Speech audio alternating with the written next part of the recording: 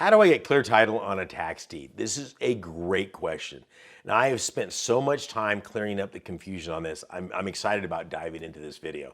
And let me tell you something. In this video, you'll understand the difference in the process between clearing title and getting a clean title on. These are two different completely things out there that hopefully will make this as clear as mud, so to speak, on that. I'm gonna walk you step by step through the process. Here's the beautiful part about this.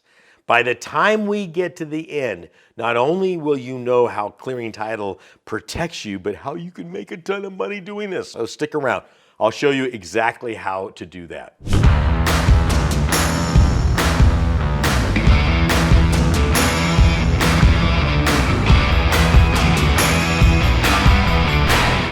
First of all, we need to go back, okay?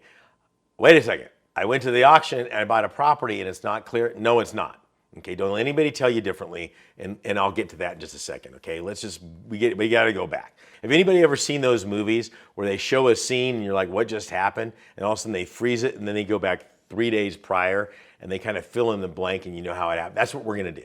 Okay, but we're gonna go back 5 years. So what happens is this.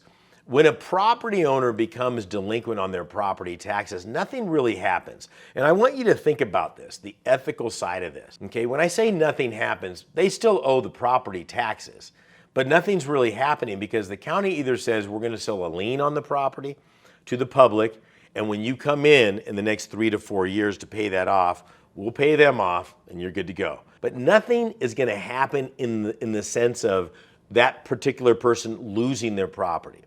So understand, every state's different. Remember, we are the United States of America. COVID was a really good example of that, and I'm not trying to trigger people with COVID, but if you look at the way the states handled the COVID compliance, or whatever they called that, was different. Then the counties within the state also did it differently. When they started doing that, I was like, yeah, because I live in California, and I live in Placer County, and they were, Placer County handled COVID restrictions, that's what COVID restrictions, completely different than Sacramento County. I'm not saying right or wrong, but it was like, well, yeah, that's how they do tax liens. Just because the state says we're gonna handle tax deeds this way, each county can interpret the rules differently, and this is not a bad thing. This is a good thing because this keeps the big boys, the Vanguards and the BlackRock and all these guys from systematizing this. What happens is this, when a county goes in there and says, okay, we're gonna do this, we're gonna sell a lien on the property, and this other one says, well, we're gonna wait. Okay, they can be late and they can pay late and they're gonna be a penalty, but the public's not gonna be involved until the 4th year. Okay, so this is one thing that is universal. It doesn't matter what state in the country, nobody can lose a property unless they've been delinquent on the property for 4 years. Okay, how they get to that, that's where the counties kind of do their own thing kind of deal. So a county might say, okay, at the end of 4 years, we're gonna go ahead and start the foreclosure process and we will sell what is called a tax deed. Make no mistake about it. If I buy a tax deed, anywhere in the country, you own the property free and clear. Kinda. How do you like that for clarity? These counties out there confuse people, shocking as that might be. So for instance, let's go to California. California, some of the counties in there will say, it's a tax deed state. When I put my hand up and they say sold, I own the property. There is no redemption period. But some counties call something a redemption period because they don't sit there and collaborate with the other counties and go, what do you call it? And I call it AP buying. I call it over the counter. Stop with the jargon. Okay, what they're talking about in California is the former property owner has 1 year to contest the sale. Not saying, hey, I've got the money. It just means, hey, you weren't supposed to sell my property because I proved that I did pay the taxes and you sold it by accident. If they can prove that within 1 year, they're good to go. It's kind of a CYA law. If anybody wants to look up what CYA is, look at the acronym on that. It's protecting the county's backside, if you know what I mean. But they all have that. If a county sold somebody's property anywhere in the country by accident, there'll be going to be repercussions. It's called a sale in default. But California, not all of it, but some of the counties call that a redemption period. And I have students calling me going, they said there's a redemption period. No, there's not. Okay, no county out there has a redemption period for a tax deed sale unless it's stated. This is a redeemable deed state. So just so we can clear that up. What they're saying is somebody can come in there and say, you sold my property by accident. So let's get to the process of clearing title on this. Why is this so important? Because listen, I can't have a clear title go to sale. What? What do you mean? Okay, if I'm the county, I can't clear all the liens and encumbrances before the sale. It's putting the cart before the horse, because you can't clear liens and encumbrances against the property until it's gone to sale. You can't do one before the other. The only way I can start to clear the title is actually take it to sale. Okay, so what that means is this, is if I go to a tax lien, a tax deed sale, and I put my hand up and they say sold, okay, I get the tax deed to the property, not the deed, a tax deed to the property. Now that I've proven that I've paid the taxes and everybody that was on this thing, liens, banks, and everybody else like that were notified, now I can clear title, clean title, uncloud the title, abate the title, whatever they want to call it in that particular area. There's a process. Now even though the county's the one that held the sale, I've got to file paperwork proving all that so they come in there and clear title. In fact, nothing survives a tax deed sale. And I can say that emphatically because sometimes you'll go to sales, especially back east, and they'll say, the family is trying to clear title on this property. Please, nobody bid on this property. Because nothing survives a tax deed sale, they won't say that part. They'll put it up for sale. The family will do it. They've procedurally bought the tax deed. Now the family or the lawyer, whoever's doing it, can clean up a 200-year-old title that's all jumbled up from inheritance and all that other good stuff. And now they've got a clear title.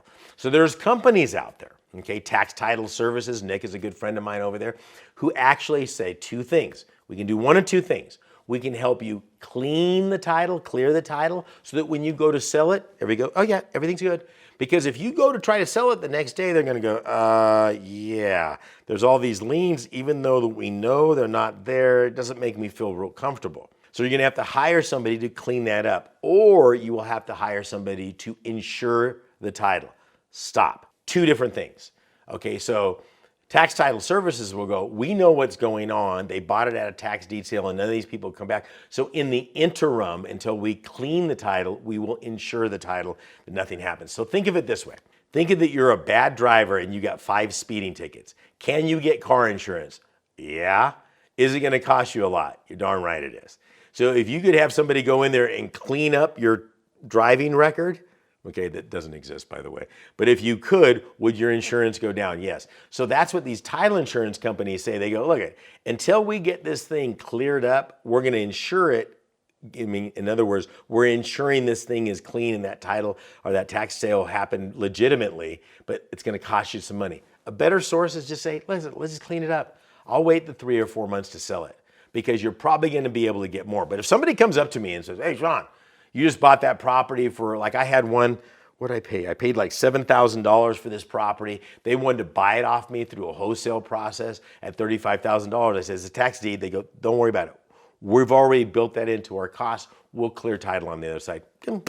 No fuss, no muss. Doesn't happen very often. The first thing I do, the very first thing you want to do when you get a tax deed at a tax deed sale is what? Oh my gosh, you guys are so smart. You get an A. Yeah, clear title. Start that immediately because you can't accelerate the process. You can't go, okay, let's clear it next week. Here's the money. No.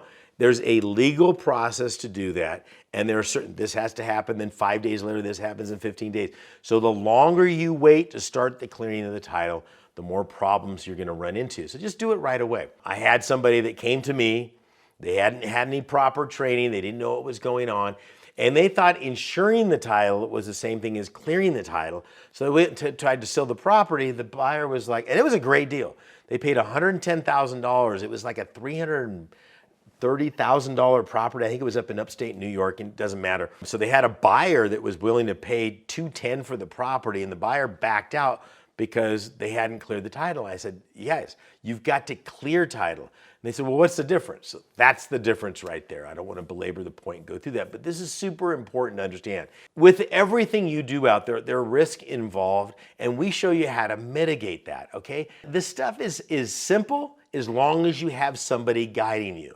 And here's the great news. I've got a brand new course, absolutely free, that'll walk you step by step through this whole process. How to find the counties, how to find the deeds, the right way to bid on these properties, making sure that there's no encumbrances on the whole thing.